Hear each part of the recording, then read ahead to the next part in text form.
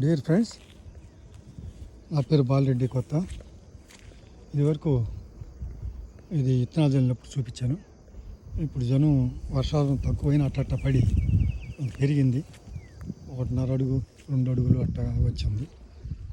బాగుంది. మామూలు జనం వర్షం పడితే మామూలుగా మంచి పచ్చి రొట్ట అవుతుంది. బాగా పెరిగిన చెట్లు కూడా బాగున్నాయి. ఇది స్ట్రెంగ్త్ అయితే చెట్లు బాగా వస్తాయి.